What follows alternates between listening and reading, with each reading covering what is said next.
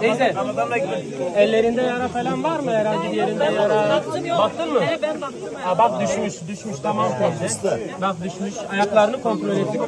Ambulans ekibi kaçma. Hayır, hayır bak mesela rengi sarı, siyah, bizler yeşiliz, tamam mı? Bu renkleri görürsen gel yanımıza, korkma.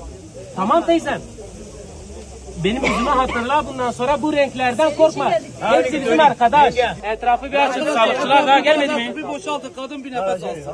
Hakikaten bir nefes alsın. Zaten sağlık durumu da Allah'a çok şükür iyi. Ailesine biz teslim edelim. Ailesi de sağ salim. Hakikaten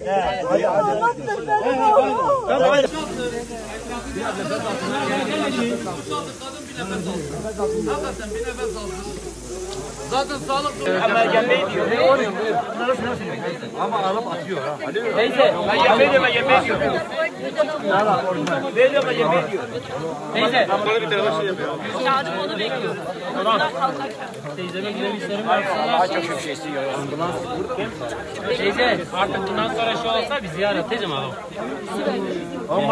Haberdeki kadın. Bir açı. Böyle burayı bir açın dedi. Tamam, bir etrafını aç.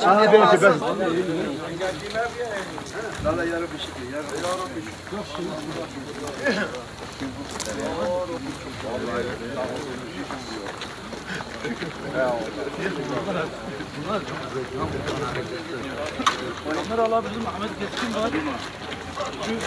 O batonu da alacağım. Yemeğe yapmayın. Gel teyze, gel. Kaptan mı alacaksın? Aynen. Şey istediğe gerek yok. Muhammed gel.